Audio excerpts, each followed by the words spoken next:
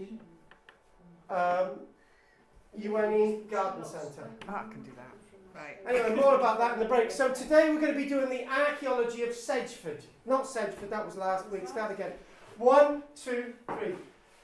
This week we're going to be doing the archaeology of Lindisfarne. Ooh. Oh, I've been there. And me. I've been there with a tank. It's the only place that any of you have ever And me. been. That's exactly what it was like when I was there as well. Lindisfarne Island, Holy Island. And just for Ellen, You're going to show us a map and you'll give us a date. Thank God. that is Holy Island.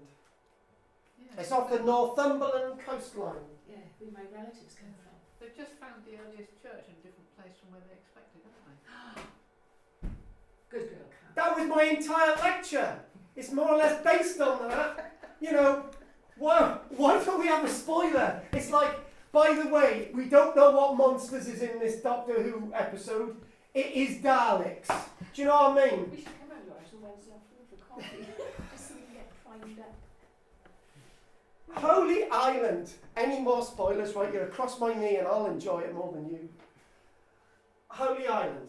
It's a strange spit of an island. And you access it from over here, the Northumberland coastline. More maps to come. This area, this little area, a little bit of a blurb on this aerial photography. And that there is where you will find the wonderful monastic remains at Holy Island.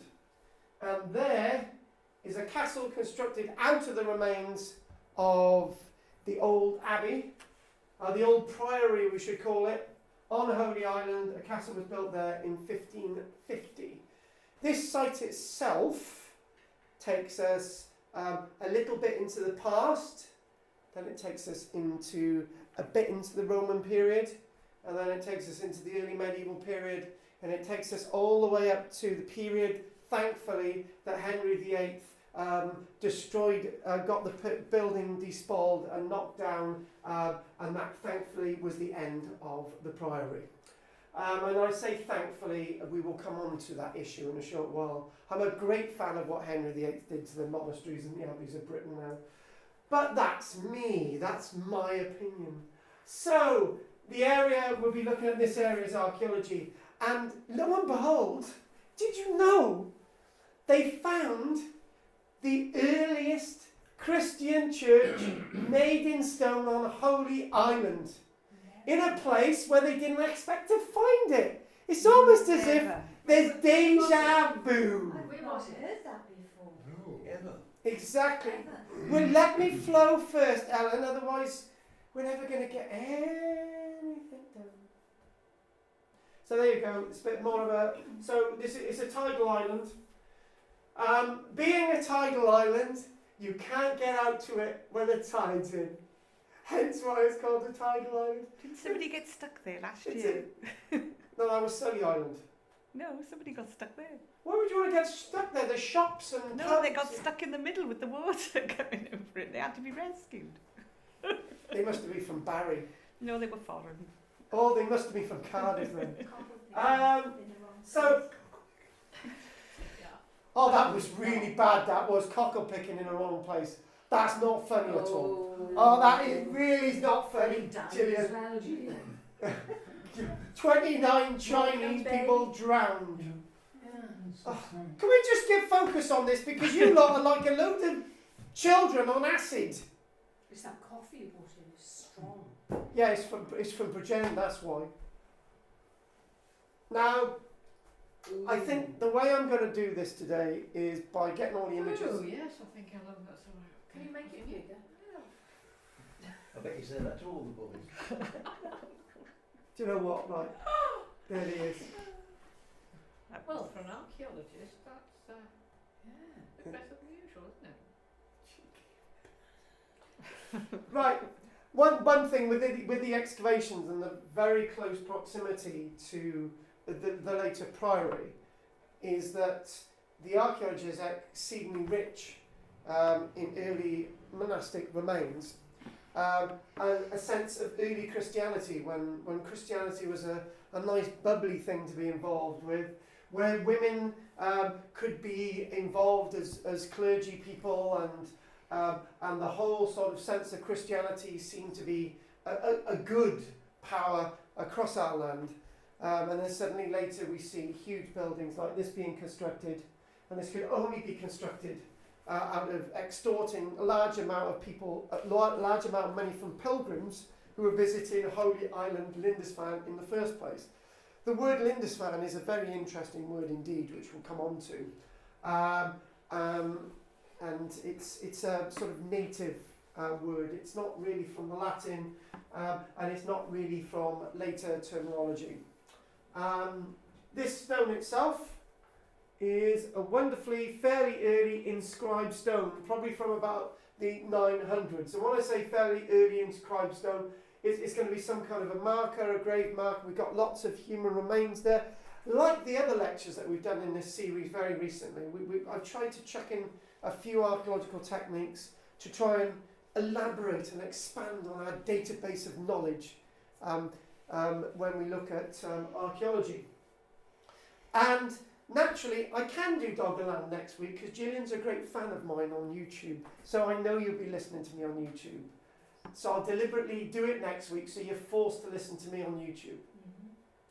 I had 800 people watching my stuff over the past two days, so it's getting very popular, my YouTube stuff.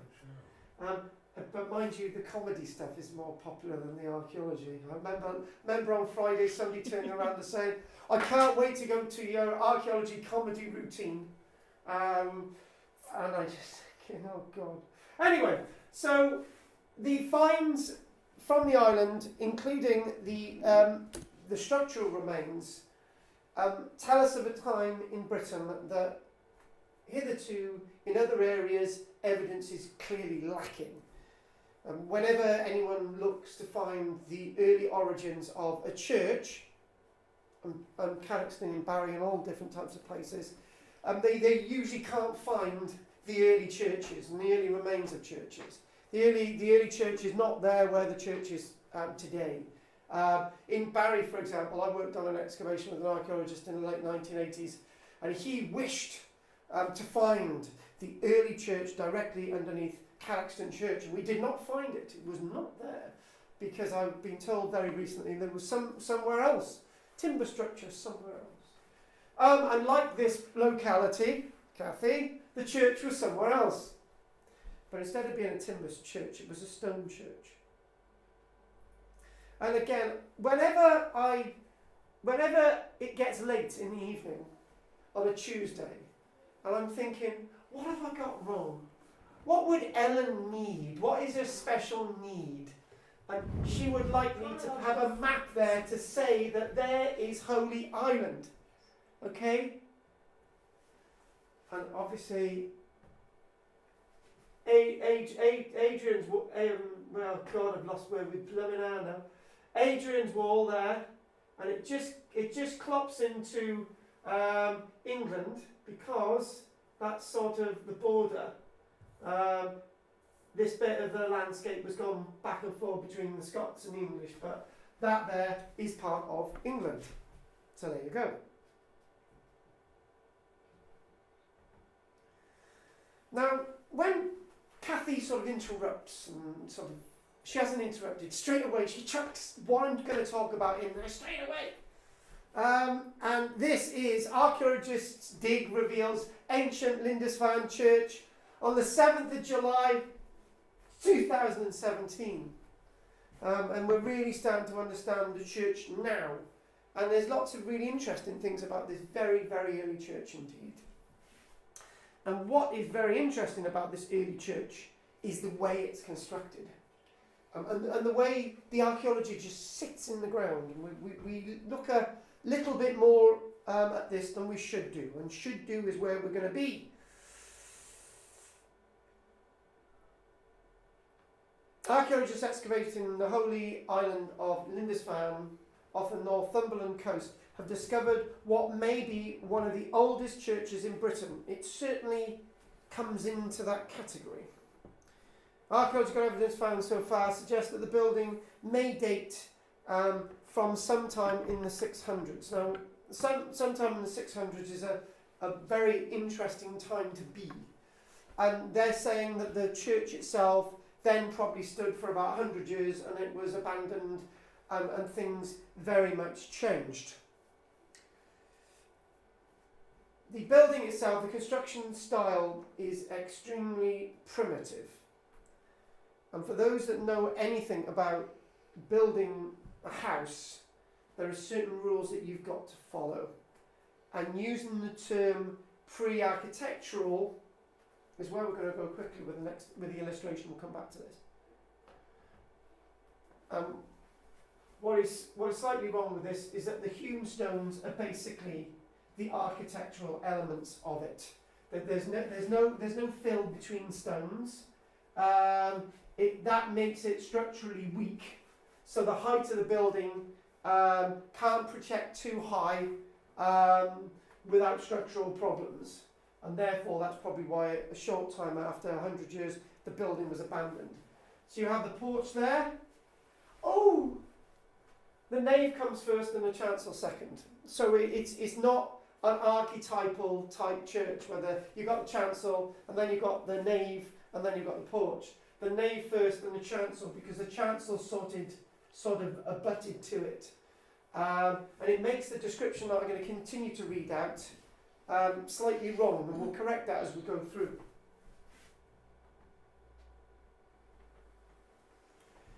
So pre-architectural, and what we mean by pre-architectural, it was constructed by somebody that was used to working in a different way. So far, the excavation yielded 40 pieces of broken masonry, including rudely worked window surrounds in a style that suggests that the builders were more accustomed to working in wood than stone. So in other words, the people building this site being of Anglo-Saxon brain, Anglo-Saxon influence, not necessarily Anglo-Saxons themselves, but basically the people with the collapse of Roman Britain resorted to a previous sense. They resorted to building in timber rather than in the stone that they were used to in the Roman period. So as Roman Britain's really starting to collapse big time by about the 430s, 440s, 450s, and then you bring in the idea of Hengus and Horser and all that type of stuff. People revert to building in timber. So what we find is stone buildings which have collapsed, and then buildings placed within those which are made of timber instead of restoring the stone buildings. We saw that at Bath, for example. When Bath started to fall into disrepair in about the 430s, 440s, nobody was left to maintain it. So it all slowly silted up, and the great drain over flooded, and the whole thing got encapsulated by a thick scum of mud, and it ceased to operate as a huge bathing structure at Bath. And simply because people revert back to what they know, even though the Romans were here for over 400 years. So whatever's happening on Lindisfarne with this one building, as it's probably something along the Joneses. Somebody's building a stone building over there, so we're going to build a stone building here, not actually necessarily knowing how to build out of stone.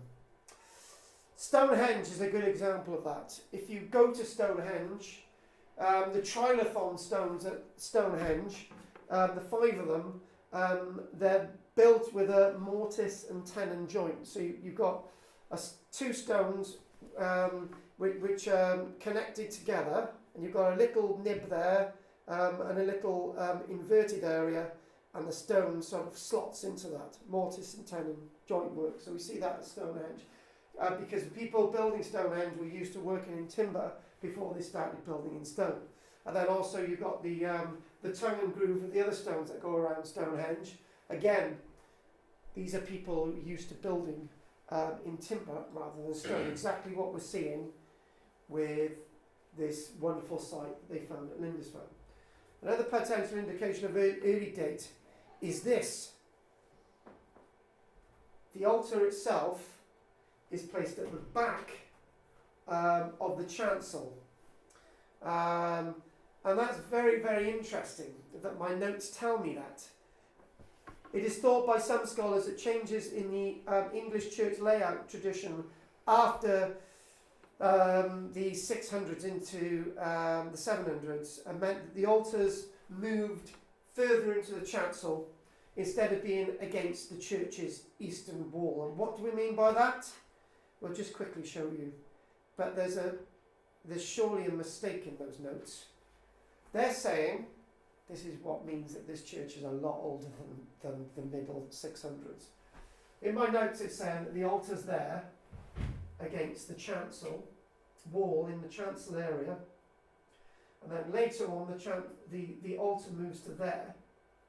So the clergy are actually they're preaching into the church rather than their back to the congregation. There's one problem with what I've just described. As the chancel's later than the nave, and they're dating what we're seeing with the chancel to about 650, that means that the nave coming before the chancel is a lot older than they're making out. So this could in fact be 50 years older than my notes are actually telling me, which is unbelievable. It's fascinating. So that means that for about 100 years of complete collapse in Britain, suddenly they're building this structure. And there's a lot more going on with this. 2 points. And those 2 points, we're going to chuck over them. We're going to come back to those 2 points after we've finished looking at those notes. You may ask, Goff, why do I read out notes that I fundamentally disagree with? Well, it's always good to get a different point of view. So the location of the church also suggests an early date as well. The archaeological excavation has revealed that the monks selected the most difficult and challenging place to construct their church, which may have been for the 600s having politically symbolic motives. The reason why I'm saying poppycock is that the North Sea currents and the North Sea winds would have been very different 1,500 years ago. So locating it where they located it, being slightly exposed and being wind blown at this present point in time, is probably not the same situation as it had been when it was constructed over roughly 1,500 years ago. It looked over towards the mainland as well, so that places it in the southwestern part of the island, so that the people from the mainland could see the church. And this is the thing, so it could be seen on a rocky promontory. And again, on a rocky promontory today, remember, there's been a large amount of erosion of the island since then as well. Fortunately, when you read things like this, lots of archaeologists don't actually put in the factors that things change. I go to Sully Island, and only 1/5 of Sully Island survives from the Iron Age. So that means that the hill fort on Sully Island was landlocked and was 5 times larger than it is today. But when archaeologists look at Sully Island, they say, oh, it was very isolated, the hill fort out here. It's always been surrounded by sea and all the rest of it. It's very small, and I completely forget all the other factors. Kathy and I have been to Skara Brae, haven't we, Kathy? And they've done a reconstruction of the village at Skara Brae. This is how Skara Brae looked like 5,000 years ago, and they've forgotten to tell you that the village was about 3 times larger, but they've forgotten to put the buildings on there. So whenever you read these things, you've got to be critical. Was it actually like this back in the day? You've got to always be critical. You've always got to analyse and look at things. The church being constructed 3 metres from the cliff edge today, well, it could have been 10 metres from the cliff edge back then. And this is the problem. It wasn't on the precipice. And sometimes I get very frustrated by this sort of misinterpretation of what the archaeology actually is. But anyway, a 16-metre long church, 7 metres wide, those are the facts. But obviously it looked towards the land. It was able to be seen by the land. It was undoubtedly rendered with a wash. And those are the 2 points that I want to go on to now. Thanks for reminding me, Andrea. We've missed you, Andrea. Well, I have anyway. This building again. When when you've got your back to the congregation and you turn to the congregation, and it's almost as if in a way you're with the congregation, because your time isn't spent too much at the altar. It's sort of you're thinking, right, I'll look at that and I'll face the congregation, rather than completely having an altar there and being in command of the congregation. What am I talking about? Is that the early form of Christianity was involvement. There was no real sense of partition. You were within the congregation. So let's explain a little bit more. So initially, the congregation, whether it's royalty, whether it's aristocracy, or whether it's some vulgaris, the clergyman is here within the church, within the body of the church, connected with you. Okay.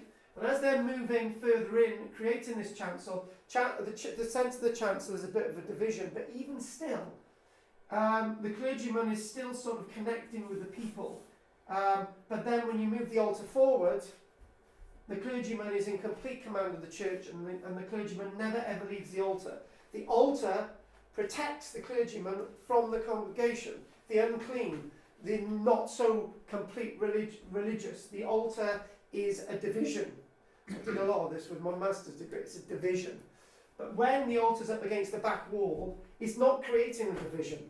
There's still that connection, but when you've got something in front of you, there's a division. Do you see what I'm talking about? Is it quite And small, this- Carl, that's right? It's 16 metres by 7 metres. Yeah, 7 metres wide. Yeah, 20 front. It's not exactly a small church. It's quite big. It is actually quite wide. And the other thing as well is the sense of these walls themselves are not load bearing, and they're not really going to take stress. So what you're going to do, you're going to have a crux frame building. So a crux frame is where you get a piece of timber, you halve it. So as the bow curves, you put the two together like this. One here, I'm guessing maybe one here, and one here, and one here. 1, 2, 3, 4 bays, 4-bay structure. It's probably 1, 2, 3 windows and another window here. That's how we look at it. And another window here, another window here, with a porch going into the first bay. And these themselves the timber itself would be placed more or less on maybe one more course of stone, because the stone couldn't take it. It would just subside straight away. This is not a good way of building. It's people, and you can see that it's all crooked and stuff, and the stones are subsiding with any kind of weight, so it's not the wisest way to build. Yeah, it looks as if they've put a little bit of extra strengthening on that side there. Yeah, and there. Can I say that I always thought the chancel was separate, so that the minister has the power and nobody's allowed in this bit where the altar is, because I've got secret, sanctity, holy, blah, Yes, blah, blah, yes, blah, and yes. you're not allowed in, Yes. and I'm the only. Yes. I think what we're talking about with this church is a transition. We're talking about a transition. The transition is we've got this open space. The clergyman moves into this bit, but the altar is still at the back of the wall.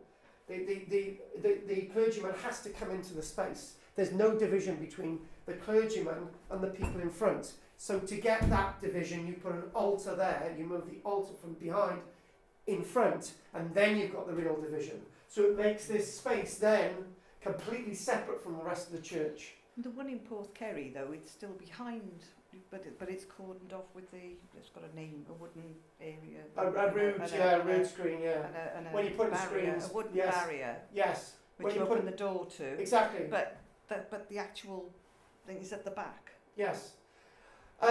When you start to put divisions, and this is what me and Kathy are talking about, this church is a transitional church. It's a church when the clergymen were actually part of the congregation, and within the congregation, they move the altar, they build this chancel area, they put the altar at the back, but still there's no division between the clergyman and the congregation.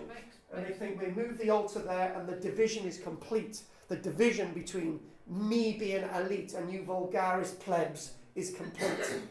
Go No, for I it. was just going to say that it makes a priest more important because he's the one who knows. So he's the one who has to tell everybody what.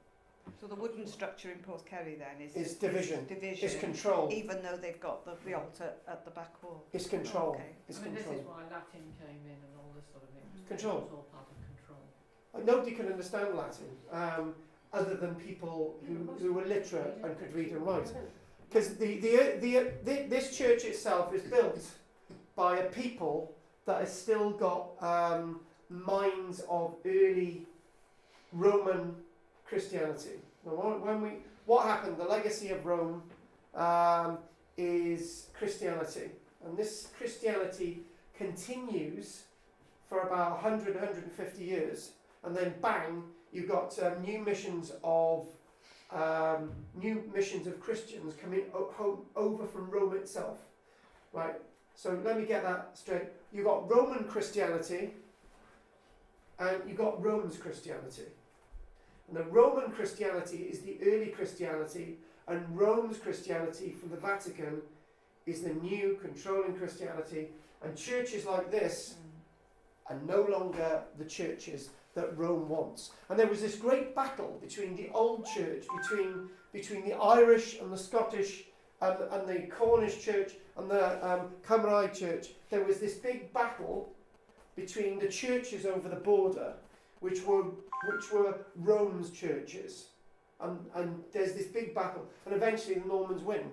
And this is one thing that nobody ever talks about, right? This is the great taboo. We go to Llantwit, it's a lovely place to visit. We go to Valley Crucis, we saw that on the weekend, by the way. It's a lovely place to visit. We go to Tintern Abbey, wonderful place to visit. All these churches are Cistercian, Benedictine, Dominican, Franciscan, Carthusian, all these different orders, and they actually come over from France. They're Norman orders, and all the early waves of monks were just kicked into the sea. And their link with the early Roman Christianity is completely erased. It's now taboo. All that stuff is not the right Christianity. There was bad Christianity and good Christianity. Rome was the good Christianity. Roman Christianity wasn't. Sorry, it's basically the same word because they're off the same roots, but two different channels. Moving on. Well, it's because they're usually called Celtic and you don't use the word, that's all. All right, Dan. I'm struggling not to use the word Celtic, okay. Anyway. Well, I thought it was all Wilfrid's fault. He sounds a right bastard from the descriptions I've read about it all. Lots of these Norman, yeah. Anyway, moving on. So basically, the problem was that the Celtic Church and the Roman Church had Easter at different times, and you weren't allowed sex over Easter because it was a holy time.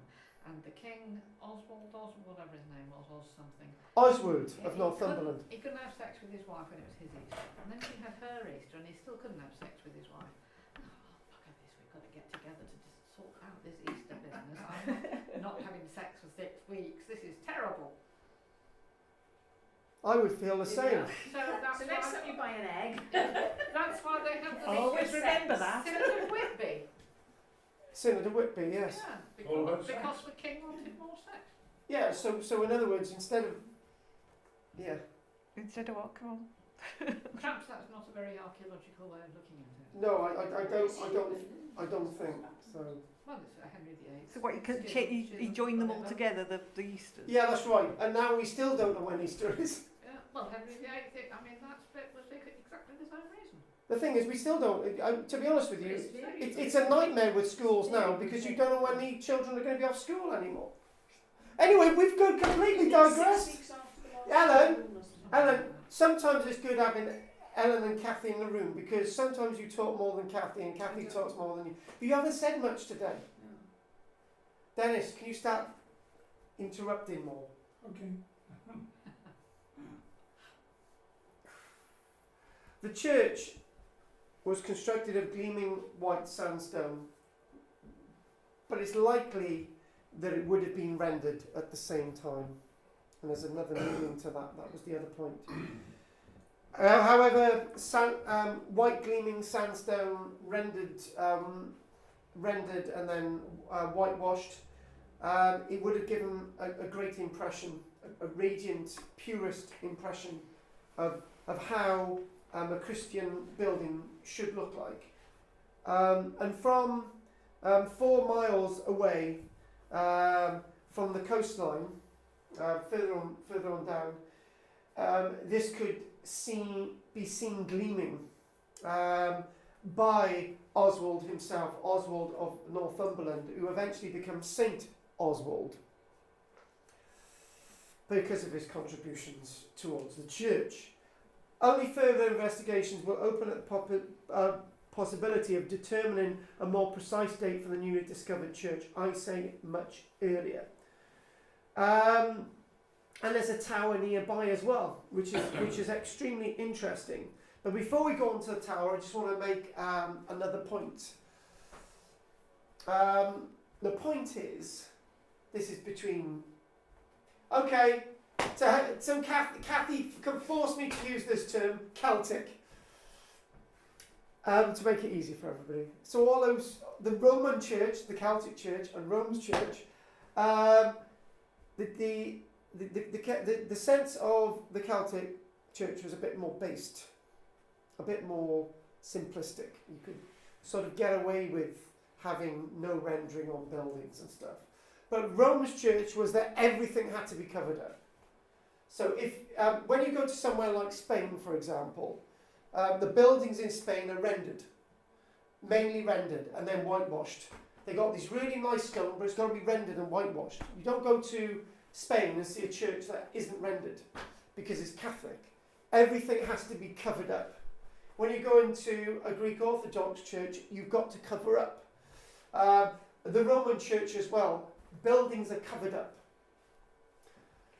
And one of the things we would say is that when you go into the sort of Reformation period, and when you get into the period of Wesley in the late 1700s, and then you come into the Victorian period, non-Catholic churches have all their render ripped off, because it's that new idea that we want to get back to the original idea of Christianity, which is the base nature of Christianity, the nakedness of Christ. Because at the end of the day, the Christ goes onto the cross more or less naked. And it's likely he would have gone onto the cross naked, because any items of clothing, any material he would have had a certain amount of value, so he'd been stripped of that. People don't know that today. But the Catholics wish to see Jesus covered up. But the other religions, with the other sects of Christianity, wish to see the nakedness of Christ. So you don't have render. You have things that are portrayed without render.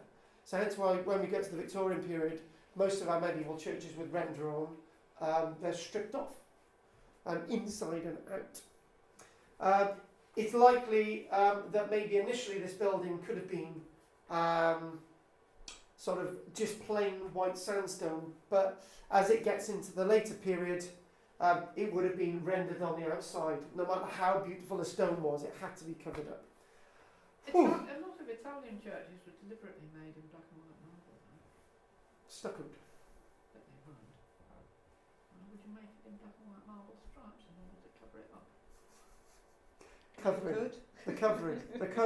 The covering up of stonework and churches. The one thing as well is near the church as well, they found the remains of a tower with walls that were 2.5 meters thick, and this tower itself possibly was about 12 meters in height, and this tower itself may have been used as a communication tower, and for whatever reasons.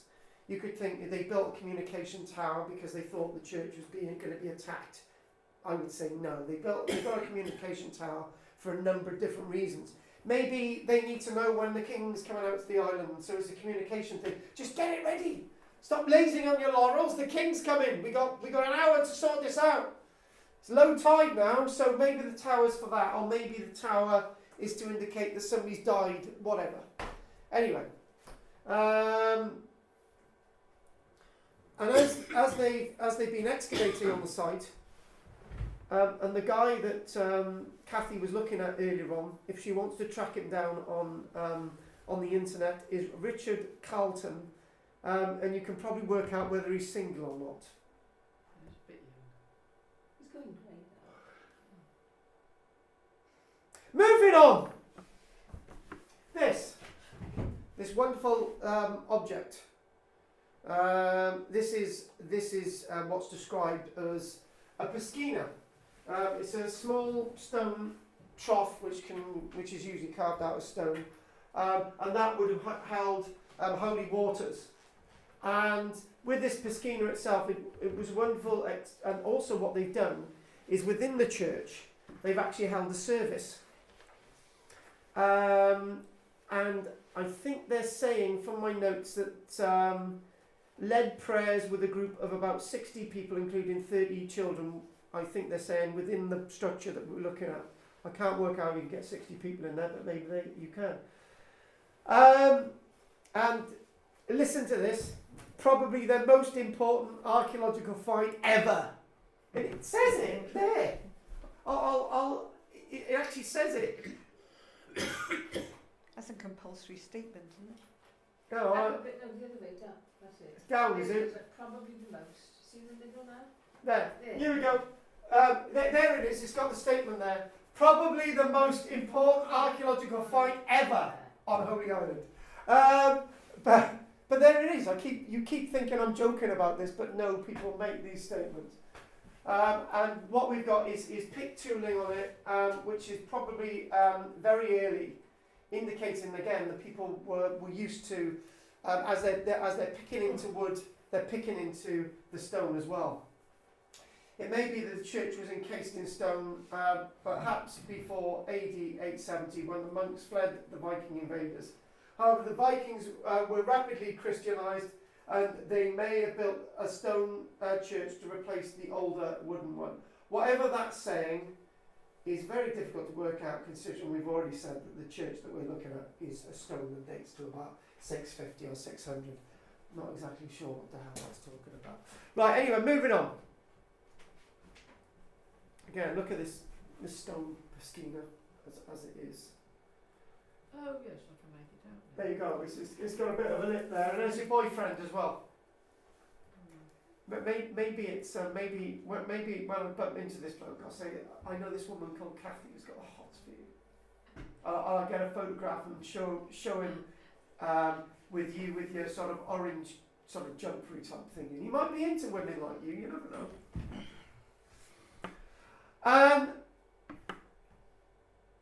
And a little bit more, sort of some key facts. So, and then we go on to the images of dig ventures. Now, can I make a little statement? On Tuesday, I upset absolutely everyone by making the statement that people should pay to go on archaeological excavations, because the only way archaeological excavations are done is by charging people to do the work, and then that pays the archaeologists, and then the archaeologists are able to then do the report, and that's how things are done. And I was justifying that because we've looked at that with the Nessa Brodke, that's how the Nessa Brodke's funded, Vindelander, that's how Vindelander's funded, Binchester, that's how Binchester's funded, and this is how the work at Lindisfarne is funded. If you want archaeological work, you've got to actually, and you want to be involved in the excavations, you've got to pay to be involved in the excavations. Lots of people don't agree with that, but if you don't pay to go on the excavations, then the work doesn't get done. Would you agree or disagree? No, I think you should pay. Exactly. Anyone disagree? Well, it must be that I got a queer bunch of people on Tuesday then. I'm really upset one. One said, this should actually be funded by the state. Well, so should a heck of a lot of other things, and they don't. And then somebody turned around and said, well, what about a hospital? I'm not paying for archaeological work when a hospital wing's closing. And I just said, right guys, it's a break now, so I'll go off and make my cup of tea. They're fighting. This is my Skype class, the one online. So I've got a group of people in Newport, I've got a group of people in Barry, I've got one person occasionally who joins us in the States, and I've got my Arnside class, which is about 6 or 7 people. And when they're all having a row now, and there's this one guy, he doesn't take it massively serious, so he starts putting his underpants on his head to entertain people. So you want them all? Yeah. That's good. It's good. But one of them gets completely drunk as well. It I is think very. it's difficult for people who want to get involved but haven't got any money. The problem is Same with everything, isn't it? It is. the problem is I'm working with a tiny number of you guys on the Trellick excavation on the 6th and the 7th of July, as you know, and everybody involved in that. We're charging £21, so a tiny bit of that. We don't have a lot of money that weekend at all, but a tiny bit of that goes to the excavation. And then I speak to Stuart, who runs the excavation, and I says, hang on a minute, you own this site. You could make a hell of a lot of money on charging people to be on this excavation, meaning that you can restore the walls of the building, meaning that you can employ other archaeologists on site. And he said, oh, I can't do that. And he says, we're trying to go for council funding and lottery funding. And the reality is, it's never going to happen. It's never going to happen at all. So this excavation itself is being funded by volunteers through an organisation called Dig Ventures, and for a week you'll be paying £135 to work on the excavation. It's an opportunity that you'd never ever have unless you paid to go on the excavation in the first place. And when you paid to go onto the excavation, discoveries like the stone church are being made. That discovery of the stone church wouldn't have been made, and therefore it'd be quite pointless, really. Anyway, so what we're talking about, the idea of a monastery, not the idea of an early church, but the idea of a monastery, is being established in AD 635 alongside the building that we've seen under the patronage of the kings and leaders of Northumbria. And what we're going to do there, we're going to go on and we're going to look at this. This is where we're going to focus now. They're excavating mainly within this area here, where you can see the priory, and bits, very little of the walls are actually still standing. So this is sort of the priory precinct, and it would have gone all the way into this area. But to give you an idea of the scale of the priory precinct, if we go over here, there are the remains of Lindisfarne Castle. And when you see the remains of Lindisfarne Castle, and you compare the scale of Lindisfarne Castle with how the priory, the monastery once looked, you can get an idea how impressive this building was. And the people who are funding it are obviously the pilgrims in the first place. I'm thinking what I'm going to do, we'll get to this one and then we'll take a break. And again, the early Christianity is hidden within these layers, burials and structures and stuff. And that is a tiny bit of the original religious establishment that still survives. It's a tiny, tiny bit. And the rest of it was massive. So this is one gable end to the other gable end itself. And these are the remains. And again, this would have been projected into the sky. This would have been the tallest structure in the area. This would have been the most tallest thing that anyone had seen in the medieval period. This was the skyscraper of the day. And again, a little bit more about that after the break. So made famous by chroniclers like the Venerable Bede. And the Venerable Bede is contemporary with this site within the 600s. It's where the Lindisfarne Gospels were illustrated. So if Bede and another writer, Al-Cuin, hadn't have written about Lindisfarne, the Lindisfarne Gospels would have survived as well. Where the treasures that adorned the altars of early medieval Europe were forged, and where thousands of miracle-seeking pilgrims came to seek healing, as long as you paid something. And Dig Ventures has been excavating there will be about 6 years now, And again, it's a once-in-a-time opportunity to investigate one of the most iconic sites in English history. And do you know what? I think after the break, I'm going to show you something. When my trousers are falling down, sorry. When we went on the trip to North East Wales on Saturday, we visited Chirk Castle. It's the first time I've ever had a group of people saying, "Oh, how boring!" And then we saw where they had 3 excavations, and they were excavating a lead furnace, and now they were getting interested. And then we also found a ha-ha, which is which I'll explain. A ha-ha is where you've got your estate and you build a wall above the people down below, and you can look out at the people down below, but they can't look up. And guess what else we saw? Now this is when we got really interested. Offa's Dyke. They were excavating Offa's Dyke. They've excavated. There's only 10 sections of Offa's Dyke ever been excavated, and I was actually looking at the surface, the original surface of Offa's Dyke. It was amazing, and the archaeologist excavating it was Ian Grant, and we had a good old chat afterwards. And I've known him for some years. I think the first thing he said, "I thought you were dead." So that was nice for him to say that. Anyway, Ian Grant was telling me that the situation in archaeology is so bad in North Wales, an organisation that he works for, that used to have about 20 archaeologists working for them, they're down to 4. And I'll give you a little clue not to leave this room. On a serious note, the HS2 project may be completely shelved now, because all the 80 archaeologists working on it have been sacked, because they can't employ the archaeologists on a project that is no longer going ahead.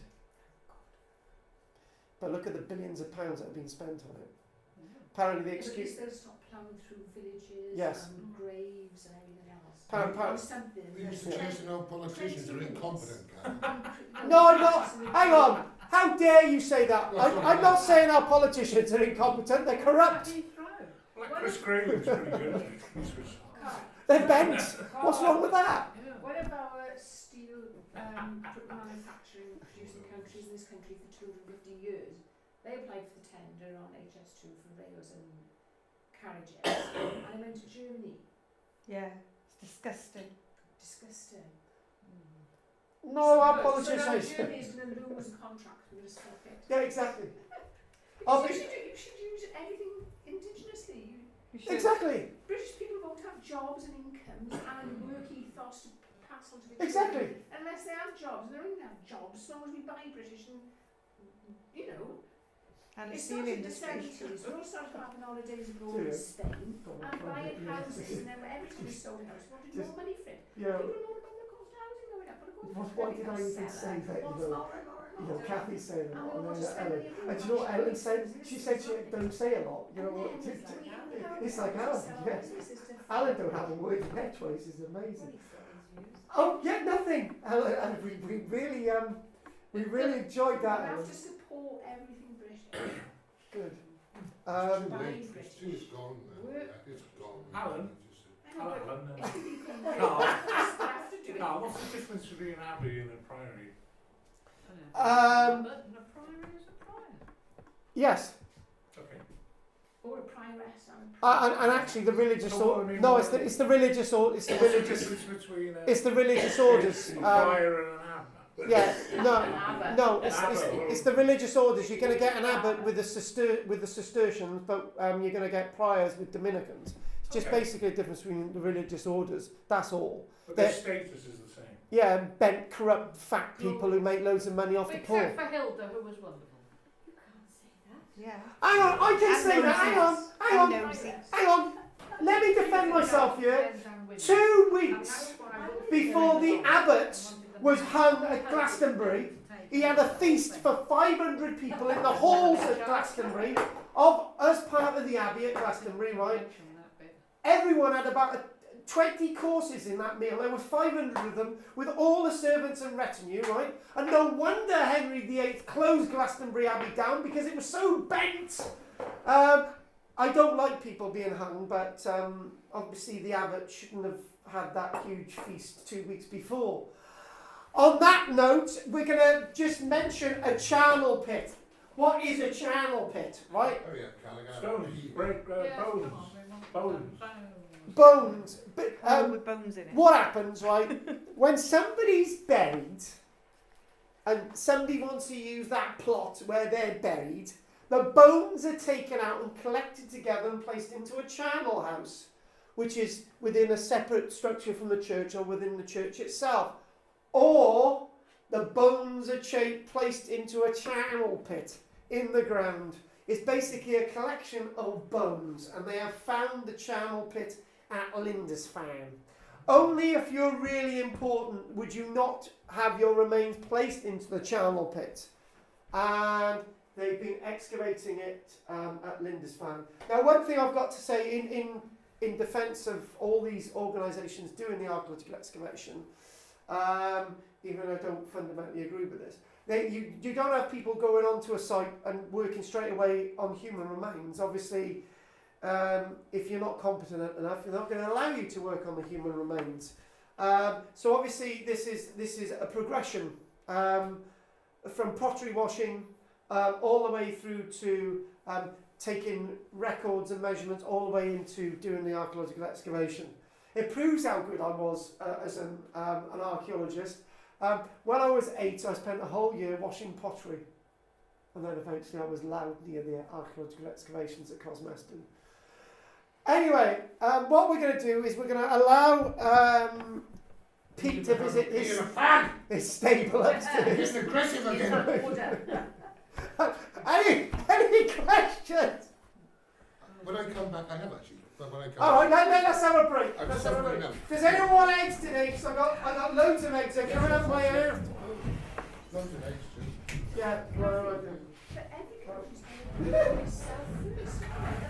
when you see images like this, you think about the dignity of the individual that's buried here.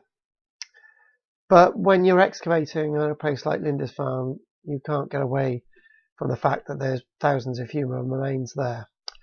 With the priory in the background, you can imagine that those involved in dig ventures, excavations, are people who are going to be trained to the level that they can work on remains, human remains, under supervision and building walls such as this. The site is dominated by earlier remains, and obviously the huge priory remains that were starting to be demolished in the 1540s are all part of the developing landscape, and more human remains being excavated in this scene. And again, it's going to be dominated by this sort of level of archaeology. Next image, the image of a carved stone. When we look at stones like this, this is a period in the 900s that the idea of the English language is evolving, the early English language, and what we do see is that it's very intriguing and interesting around the site that there are some grave markers. Some very, as you can tell, that's a really small grave marker. But again, for whoever is sort of important, buried in the ground, you've got the grave marker. But over time, these grave markers get displaced. Things move around. After 100 years, people don't even know these are there. And then a new body is to be buried in that locality. So everything's mixed around. Unlike modern cemeteries where we've got records of who exactly we know is under the ground, back then you may have had a marker like this, it fell over, and then you put another grave in there, and the bones collected go into the charnel house. And this is how we find little bits of remains like this scattered around this wonderful site of Lindisfarne. So what we're going to do, I do believe that the rest are bits of notes to sort of give meat on the bones, as it were. So Lindisfarne itself is a site that comes into its own. You can't go for 3 minutes. The site comes into its own within the story associated with a Viking raid on Lindisfarne, Holy Island, in about the year, in the year 793 in January. Other people say the event happened in June. The Lindisfarne itself, the actual meaning of the word Lindisfarne may relate to its location within a large area of water, i.e. Lindis could be directly translated into the old British tongue as meaning pool or stream.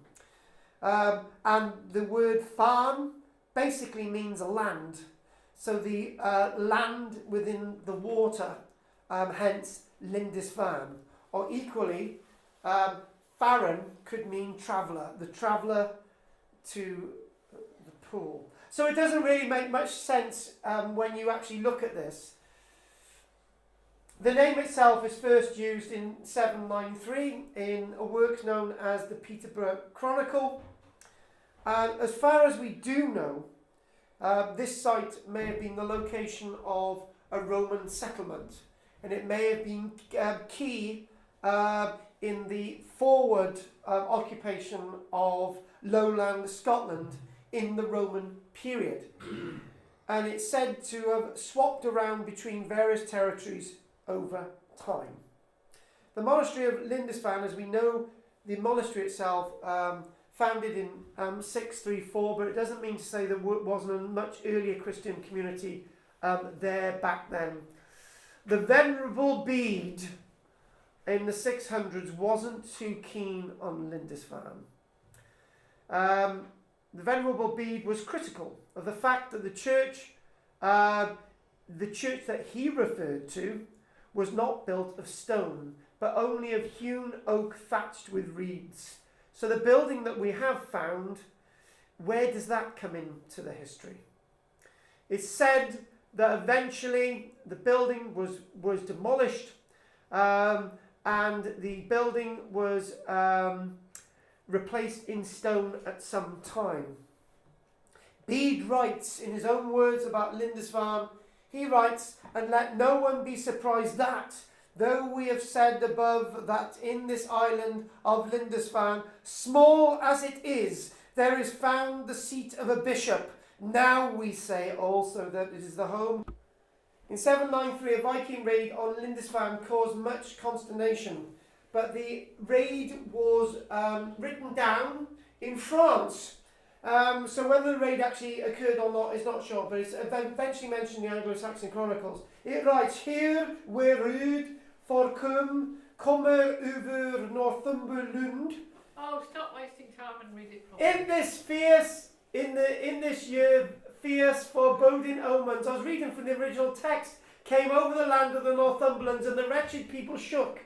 There were excessive whirlwinds, lightning, and fiery dragons were seen flying in the sky. These signs were followed by great famine, and a little after those, that same year, on the 6th Ides of January, the ravaging of wretched heathen men destroyed God's church at Lindisfarne. Price of beer went up. Never before has such terror appeared in Britain as we have now suffered from a pagan race. The heathens poured out the blood of saints around the altar and trampled the bones of saints in the temple of God like dung in the street. We're not sure if that really actually took place, but in other words, there were lots of raids taking place, and the Vikings were responsible for them. But they weren't responsible for all the raids, and it's likely that somebody wanted to pass the buck, and Lindisfarne was the place that these raids were originally meant to have taken place So it was at probably first. Scottish pirates then. Probably, yeah. Yeah? Because they came from the north, Northmen from the north. There you go. It's also clean. They could have been Scottish pirates. They could have been. Lindisfarne Chronicles. At some point in the 700s, a famous illustrated manuscript known as Lindisfarne Gospels, an illustrated Latin copy of the Gospels of Matthew, Mark, Luke, and John, can make that up, was made probably at Lindisfarne, and the artist was possibly Elfrith, who later became Bishop of Lindisfarne. Sometime in the 900s, Eldred added an Anglo-Saxon gloss to the Latin text. It starts with E and pronounced like an E. Eldred. E. Eldred. And these Gospels themselves are the other famous thing about Lindisfarne, which we're going to have a quick look at. Just mention that Henry VIII decided to close down Lindisfarne in the 1540s, and by 1542 it was garrisoned, the island was garrisoned to ward off an attack by the damnable Scottish.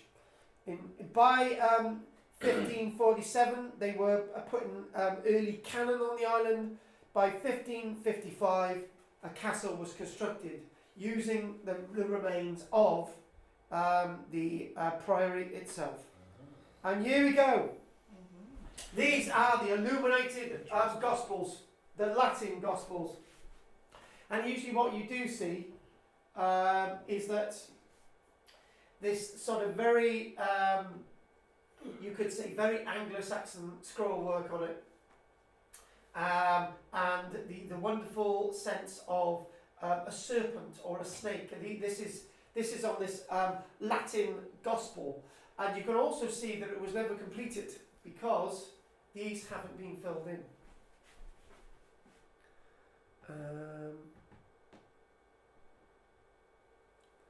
And this is of the Venerable Bede, who illustration of him before the Gospels. Well, get your head out of the way. For God's sake, can I have it all? Where's he gone? There. Oh, right. Distinctive nose. Yeah, it looks a bit like mine, doesn't it? God. Doesn't it? Yeah. And Dennis's big honk. He hasn't got a big nose, Dennis. No, he hasn't actually. He hasn't. And there is another one of the Gospels, obviously not completed. And the reason why these weren't completed, to see if there's any other illustrations before we finish. I'll just read out this. The Lindisfarne Gospels were probably produced, it is believed by Eadfrith, a bishop of Lindisfarne, from 698, but he died in 721, and it's thought that it was to honour St. Cuthbert. However, Eadfrith died, and the Gospels were apparently never completed. They were never filled in where all the lettering was in it. The original cover for it would have been of leather binding, covered in jewels and various precious metals, but they may have been taken off in a later period, and the book left, and that's what we find left behind today. And in the point of dissolution, it's amazing that the Gospels actually survived, but they did. They probably ended up in a stately home, adorned on a shelf somewhere, and they came to the nation in 1852. It's quite likely that there are other works like this still out there in private collections by one or two landed estates and gentry of the country, but they haven't seen the light of day yet. On that note, it's precisely 12:40, and on 12:40 I'm going to mention British Museum has head in the sand over the return of artefacts from the Gower. The British Museum is acting like an ostrich with its head in the sand. The Senegalese economist Felwine Sarr and the French art historian Benedict Savoy, who were asked to write the report by the French President Emmanuel Macron, and it said there is an expression in French, la politique de l'autruche, which means something is in front of you and you can say you can't see it, like an ostrich with its head in the sand. And they're talking about the British Museum having so many collections, such as bronzes from Benin, which were actually Benin, which were taken in 1897, and it's said that they should be in the British Museum. But the people of Benin want their artefacts back. It's not enough because in a loan the right to the property belongs to you. You loan something that you own. It's your property. If you restitute, there is a transfer of property rights and the new holder of those rights can loan you the item. Therefore, if the British Museum is loaning these items back to these countries, they can't be loaning them if they don't own them in the first place. And by the way, if they allow Benin to have them back to the people of Benin, they're going to say you're not going to have them back. Is that right? Correct? It's like the people of Wales. Let's have all our treasures back, including the crown of Llewellyn, apparently, which is in the Tower of London still. Transparent focus on the provenance of the objects. We believe the strength of the collection in its breadth and depth, which allows millions of visitors an understanding of the cultures of the world and how they interconnect, whether through trade, migration, conquest or peaceful exchange. They can't have their artefacts back. There you go. Moving on. Any questions? Yeah. What? These early churches then, they sprang up, sprouted around little centres of population, right? Yes. How early are you going? Whenever Christianity came in, then really. I mean, Well, the first churches were actually people's houses where they met, and they were women's houses. that's fine. Actually, But that's very basement. Yeah, that's fine. Basement. The evidence at Lulligston in Kent is to show that they had. I got to get this right. The church was upstairs, and underneath was the pagan temple.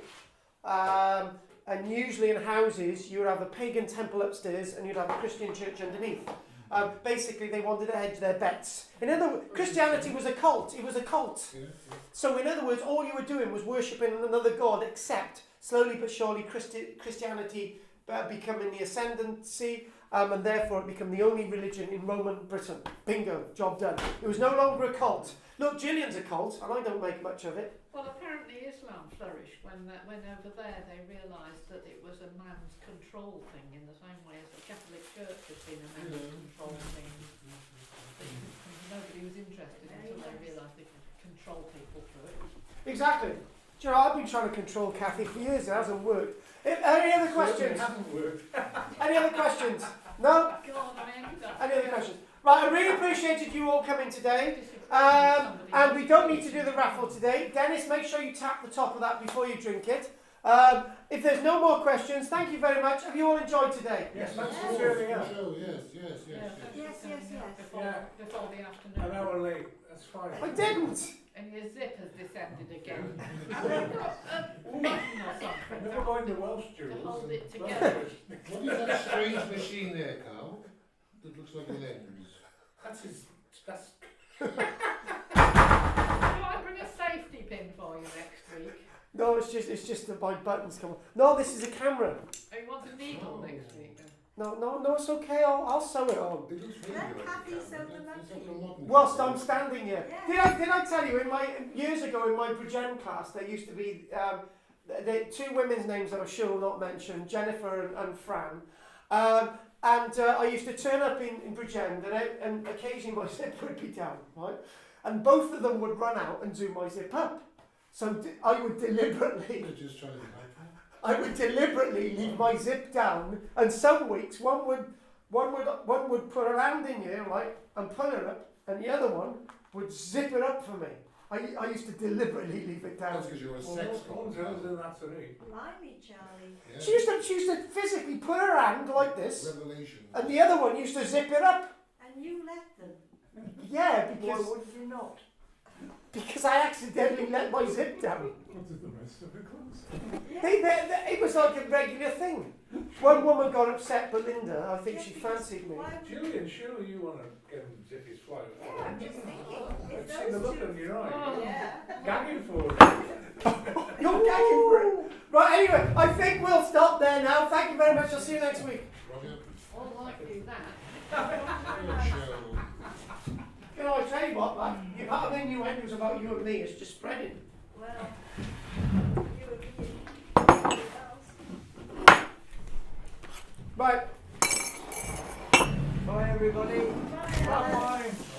Bye, Alan. I'll see you soon. Don't let the bed bugs bite. Oh, there's milk in there. I brought milk along. Oh, take all that. Alan, I'll see you next week. See you again. Take care. Well, we need somebody fairly tall to put this lot away. Don't you think? So somebody please don't go because we can't reach. Oh, Carl's quite tall. Yes. He's got time to kill now. Would he? How many tea bags are here?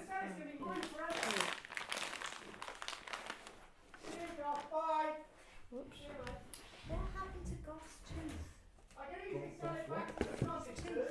Tooth. Yeah, Just his front. she'll do anything. I'll see you, Goth. Take care. I haven't got him in profile. Ah. I'll quiz Nick him. my biscuits.